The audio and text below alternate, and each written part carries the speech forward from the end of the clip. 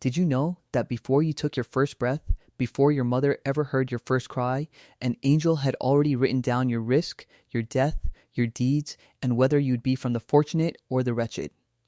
You were still floating in complete darkness, and your entire life had already been recorded. Assalamu alaikum and welcome back, my brothers and sisters. Today we're talking about a moment none of us remember, but a moment that shaped every single day of our lives. The moment you were a helpless, tiny creation inside your mother's womb, unable to see, unable to speak, unable to do anything for yourself. I promise you, by the end of this video, you will never look at your own existence the same way again. Because what happened to you in that womb explains so much about your struggles, your purpose, and why Allah has been taking care of you long before you even knew His name. So stay till the end, because the last part of this video might just bring tears to your eyes.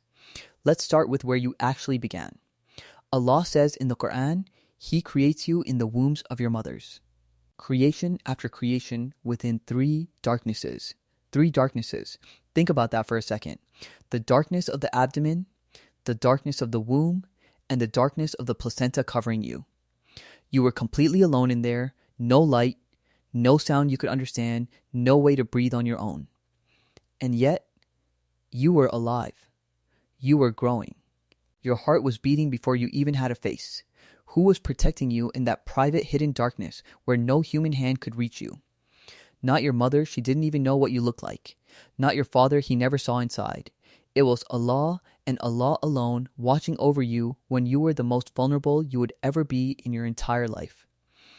And here's the part most people miss. If Allah took care of you that perfectly when you couldn't even ask Him for anything, don't you think He's still taking care of you now, even in your hardest moments? Now stay with me, because this next part is honestly one of the most powerful hadiths in all of Islam. The Prophet told us exactly what happens to you before you're even born. He said that each of us is gathered in our mother's womb for 40 days as a drop, then a clot for a similar period, then a small lump of flesh for a similar period. Then Allah sends an angel to breathe the soul into it, and the angel is commanded to write 4 matters: his provision, his lifespan, his deeds, and whether he will be happy or wretched. Read that again.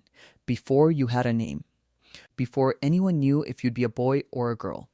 Before your mother felt you kick for the first time, your risk was already written. Your lifespan was already written. Whether hardship or ease awaited you already written. I'm going to share something most Islamic channels never talk about in this context. This hadith isn't meant to make you feel powerless. It's meant to make you feel held. Because it means your current struggle, that job you lost, that relationship that broke, that diagnosis that scared you none of it, caught Allah by surprise. It was already known before you were even born. Nothing that happens to you is random. Nothing is a mistake. It's part of a story that started while you were still in the darkness of the womb. Now let's talk about someone else in this story. Your mother. While you were floating safely, protected by Allah, your mother was carrying a weight she didn't sign up to feel every single day.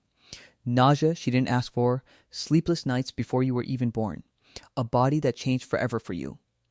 Allah mentions this directly. His mother carried him with hardship and gave birth to him with hardship. Not just carried him with hardship. That word matters.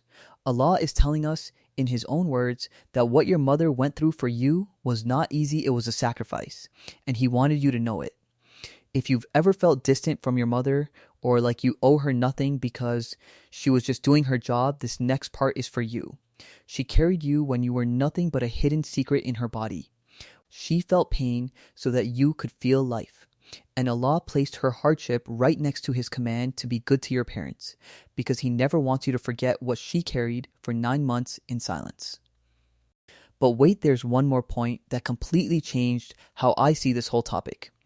Some scholars mention, based on narrations about the soul's journey, that when the soul is breathed into the fetus, it is a moment of covenant and connection with Allah, a reminder that your relationship with your Creator did not begin the day you learned to pray.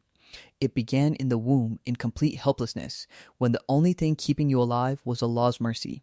Think about a newborn baby. It cannot ask for food. It cannot explain that it's cold. It cannot say, "I need you."